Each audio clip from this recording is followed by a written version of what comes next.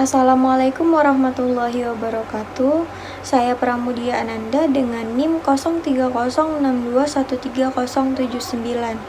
Video ini dibuat untuk memenuhi tugas mata kuliah Administrasi Pendidikan yang diampu oleh Bapak Rusdi Ansori Harahap MPD. Di sini saya ingin menjelaskan materi mengenai konsep administrasi pendidikan. Jadi, administrasi pendidikan merupakan pelaksanaan pimpinan yang mewujudkan aktivitas kerjasama yang efektif bagi tercapainya tujuan-tujuan pendidikan. Administrasi pendidikan ini juga dapat diartikan sebagai semua kegiatan sekolah yang meliputi usaha-usaha besar seperti perumusan polis, pengarahan usaha, koordinasi, konsultasi, kontrol, dan seterusnya, sampai kepada usaha-usaha kecil dan sederhana seperti menjaga sekolah, menyapu halaman, dan sebagainya.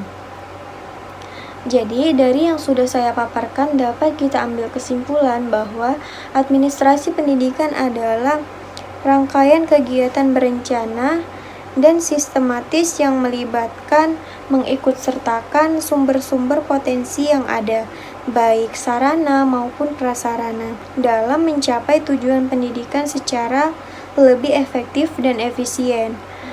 Pengertian dari administrasi pendidikan ini juga tertuang dalam Kemendikbud Republik Indonesia. Di situ dijelaskan bahwa administrasi pendidikan adalah seluruh proses yang berkaitan dengan kegiatan pendidikan, meliputi pengarahan, perencanaan, pengordinasian, pembiayaan, pelaporan, hingga pengawasan dalam rangka mencakup tentang pendidikan. Lalu, tujuan pendidikan ini juga dijelaskan dalam Undang-Undang Nomor 20 Tahun 2003.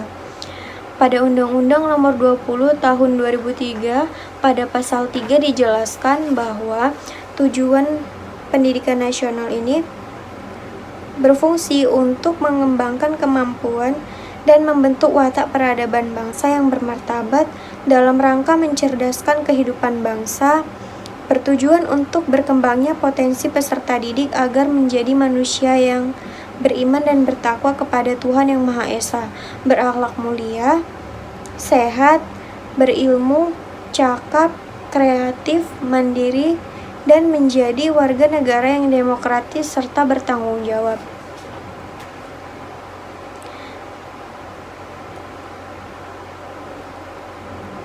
Administrasi pendidikan ini juga memiliki beberapa fungsi.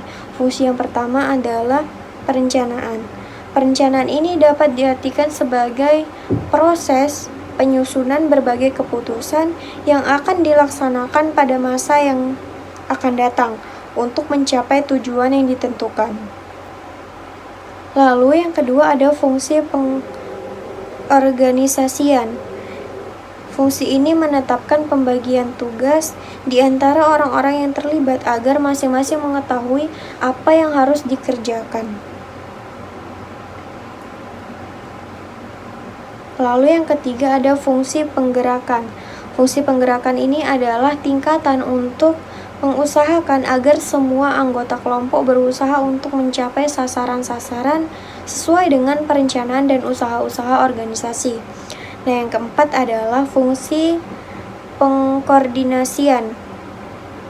Fungsi pengkoordinasian dalam menjalankan pendidikan, pengaturan waktu merupakan hal yang terpenting karena ada kegiatan yang harus didahulukan atau bersamaan.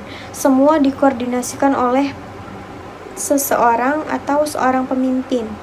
Tanpa pengkoordinasian yang benar, maka tiap komponen seperti guru dan karyawan pendidikan akan berjalan sendiri tanpa arah yang jelas. Lalu yang kelima ada fungsi pengawasan.